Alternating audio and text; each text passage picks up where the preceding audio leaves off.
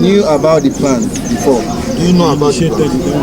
I knew about the They plan, but initiated it and you bought it. I didn't know how she died. But you bought the idea when they initiated it. But then nobody really told me deep what was the plans later on. What exactly was the plan that they told you? What was the initial plan? What was the initial plan that they told you and the plan that they prosecuted? Tell us. You're not a baby, man. I'm not a baby because I've said all I know. You know, sometimes when you spend hours digging through into a story like this, you start seeing patterns where there are not any numbers, names, and coincidences. They start repeating, and at some point I had to stop. Just take a breath. I opened this app I have been using, BetWinner. It is not about luck or money or anything like that. It is about the reading, the spinning, the silence before the click. It is strange how it calms you down. Maybe it's because it reminds me of how life works. A mix of chance, control, and waiting to see what comes next. Anyway, I will leave the link below if you want to see what I mean. I promise you're gonna like it. Now let's go back to our crime story. Welcome to Africa Today Crime Channel. Do you know liking our video helps it grow faster? Please, today don't forget to like our video, subscribe, and share. Thank you. It began as a simple missing person case. A young woman, a serving corps member in Abuja, reported missing after leaving home for her usual community development service. But soon it turned into one of the most heartbreaking and shocking stories the Federal Capital Territory had ever seen. Her name was Stephanie Semba Terugwa. She was only 26 years old, beautiful, kind, and full of dreams. A youth corps serving in Abuja. She lived with her husband Edward Achadu and their little son, barely 1 year and 5 months old. Her friends described her as cheerful and peaceful, a woman who believed deeply in family and love. On the morning of April 14, 2022, Stephanie prepared as usual for her CDS. She dressed in a khaki uniform, carried her baby boy, and told her neighbors she would stop briefly at a friend's place before heading to the meeting. That friend was Jennifer, a woman her husband had once introduced to her as just a friend. What Stephanie didn't know, however, was that Jennifer and Edward were not just friends. They once had a relationship, one that Jennifer was not willing to let go of. Sources later revealed that Jennifer had been bitter and jealous over since Edward got married to Stephanie. She believed Stephanie stole him from her, and so a dangerous plan began to form. According to police investigation, Jennifer had called Stephanie that morning and told her to stop by her house to collect a phone she had promised to give her. It sounded innocent enough. After all, she was a friend of the family. But behind that phone gift was a deadly setup. When Stephanie arrived at Jennifer's apartment, she reportedly met two men already waiting there. Men Jennifer had secretly hired. At first, everything seemed normal. Jennifer smiled and offered her a drink. Stephanie, holding her son, declined politely, saying she would soon be late for CDS. That was when the tone of the room changed. The men suddenly locked the door. Her phone was seized. She was pushed to the floor while still holding her crying baby. One of the men shouted at her to keep quiet. They tied her hands with a scarf and blindfolded her. Neighbors later told the police they heard faint screams that morning but didn't suspect anything serious. They thought it was just a quarrel between friends. From the confession obtained by the FCT police command, Jennifer admitted that she could not bear to see Stephanie living happily with Edward. She told investigators that each time she saw their pictures online, she felt betrayed and humiliated. In her twisted mind, removing Stephanie seemed like the only way to win Edward back. After binding her, Jennifer reportedly confronted Stephanie, accusing her of taking her man. Stephanie was said to have begged for her life, asking Jennifer to think of her little son, who was still crying in the corner, but Jennifer was blinded by rage. The police report suggests that acid was poured on Stephanie, a cruel and deliberate act meant to cause pain and ensure she could never be recognized. The men held her down while Jennifer emptied the chemical on her face and upper body. Stephanie screamed in agony until her voice faded. When the act was over, Jennifer stood in silence, staring at what she had done. Her jealousy had turned into murder. In the middle of the night, around 3 a.m., they carried Stephanie's lifeless body wrapped in a white bed sheet. They drove out of the estate quietly in an old car. The streets were empty and security patrols had already passed. They dumped her body near a lonely road in Matema, leaving her still dressed in her NYSC khaki uniform. Her little son was later abandoned at a nearby Catholic church, tired, crying, and confused.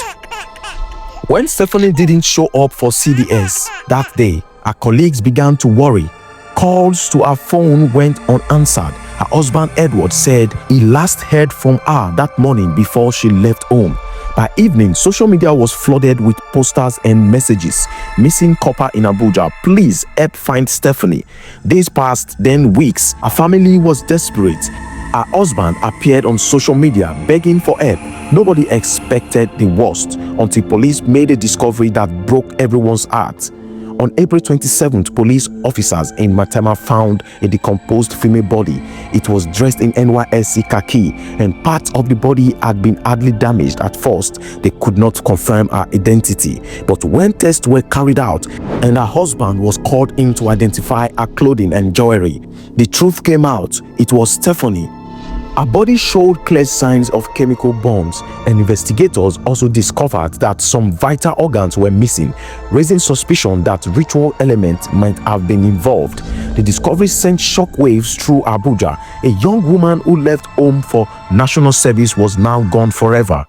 After days of interrogation, Jennifer broke down. She confessed to arranging the attack in her words. She wanted Stephanie out of the way so she could have Edward back. She claimed she didn't plan for her to die, only to teach her a lesson, but the acid caused fatal injuries. You said there was a plan. They told you about the plan. But they now prosecuted her. That was not to kill her. What did they tell you they will give you after everything? But they now killed her eventually. Yes. What did they say they are going to give you as a share? He said he was going to call the boyfriend and collect money. They will call the boyfriend and collect money. Okay, so the plan was to kidnap her, then demand for money. How much are we talking about? I wasn't really interested in that whole plan because to the point I was giving up already. Okay, but which what was the initial amount? What was the initial amount promised to you? What was the initial amount promised you? So just open You are tired? Yes. The whole question is coming from left. My name is Monday Simon. So how you take involved for all this? How you take involved for this matter? This girl, she's the one that called me, Jennifer, said that I should come and help her. There is one girl she wants to collect her boyfriend from her. So that is, and I don't even know the girl. So when she now called the girl, we were inside waiting for the girl to come. So this my friend go and open the gate for her. I should come. My own work day is just tie the gate and go. Then as I tie the gate with my friend Jaru, where is not here. So as we touch her, we just go and leave her with the Jennifer in the house. So our plan is, she said that she will give us 100,000 when she get the money from her boyfriend. Their boyfriend will give her, we should collect money.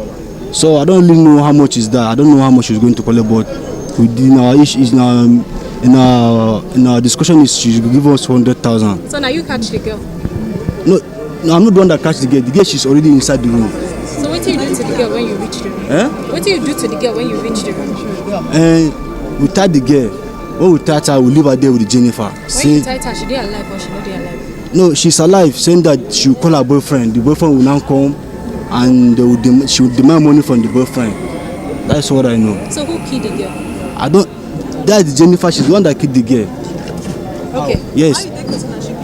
Because she's the one that telling me, she was begging me that what she do. She was crying because I was not there. I've already do what she sent me to do. I don't go. She now call me back. That's what I know. To go home make me. I don't know anything after this one. Okay. right now, how do you feel about this whole thing? I was very surprised. I don't even know that this thing was going to be like that. That's my problem.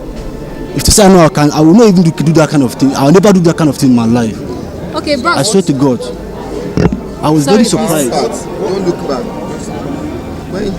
I don't know. Hello, did they eat her something or? I don't eat her anything. I just only tight her and go my way. That's all. And that is what the Jennifer said I should do. Me and my friend Jarubo is not here. The guy is wrong. The only thing is, the other is, I don't even know what to do. I don't even know what to say. I don't even. Sorry. She, Jennifer, mastermind everything, and Jennifer masterminded everything. Everything, yeah. So she brought the talk to the office. Was talking to me that she has a rich guy, and in the evening, that is in the night, she now called me that I should come and help her. So when I now, the Arsenal is in the phone, and I asked her what happened. She said I should just come. So when I come, I just saw the girl was poured by acid. Then pour acid from you? Yes, that is what I know. Then from there, she now said that I should help her. She just like start crying. Said that it's a mistake, it's a devil work. She start crying, holding my leg. I should not go. Please, I should not go and leave her. I should help her. I now see that, okay, even though if I go forward now, I'm still in the case. I don't know what to do. I was confused. I now tell her, let her bring water so that I can now maybe help wash the girl. She now said that she don't even know what to do. I don't even know what to do. She now tell me that she has somebody that will come and help us to take the girl out. I said, okay, let the person come. Any part of his body, then cut any part of No. To go make me nothing like that. Okay, now they ask him 9 chop the gun. Now, yeah. So what you're telling us is that girl actually killed the victim in her room. Yeah, in the room, because me, I was out. I don't know the next thing. When this guy go and leave me with her, I still go out. I even go out and leave them together with this guy in the house. Yes, I first go and leave them together with this guy in the house. That's what happened. Now, who people carry the body go through it? I'm the one with the Jennifer. She now bring one guy with the car. She now call me back again. I should come and help her. She get the car. I said okay. I now carry her. And now me and she, because the guy leave the car with us and go back. So in the night around 3 o'clock, she now come and meet me. We go to their house. I help her. I will carry the body, put in the car. We now go to the Metama round bush there. We now keep her there. That is all what I know. I don't know. My name is Monday Simon.